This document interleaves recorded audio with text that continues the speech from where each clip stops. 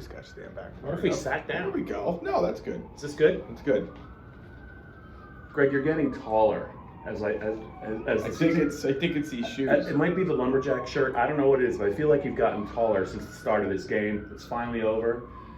Everyone said defensive struggle, totals too high. They were right. We were also right about Nate Stanley. Just can't make enough plays to beat a good defense. Penn State's defense played well. They found their running back, Noah Kane. Hopefully that will continue.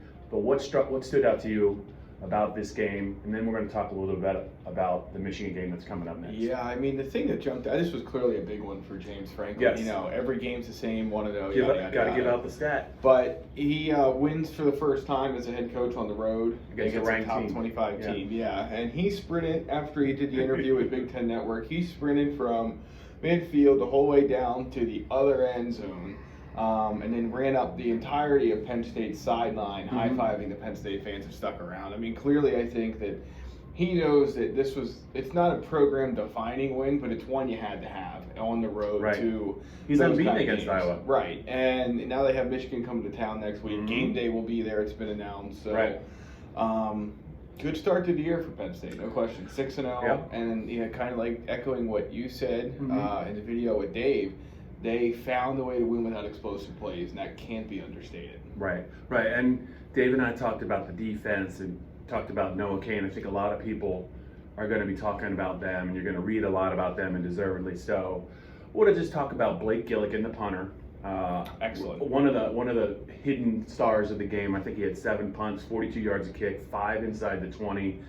Penn State was able to make Iowa go no short fields for Iowa. They didn't turn the ball over. That was key. Also, the pregame focus was on Penn State's defensive ends against the Iowa offensive tackles. I thought the Penn State defensive ends more than held their own and actually made some plays.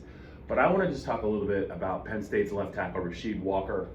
He did give up 1 sack to A.J. Epinesa. There were times with Sean Clifford I thought held the ball too long. But if you watch that whole game and when he was singled up against Epinesa, he did a very good job, and this bodes very well for him.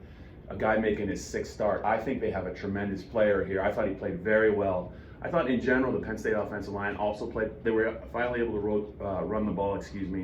But I think this was, even though it was ugly, this is I think a game that Penn State can kind of build on, and they're going to move forward off this effort. Yeah, no injuries that I'm remembering. So you get. I think he got cramped up. Yeah, but he came over on the sideline, was standing down there. He ran around a little bit and was good. So no lingering effects there. Shaka Tony not ejected, so you don't go. Yeah, it was a close one.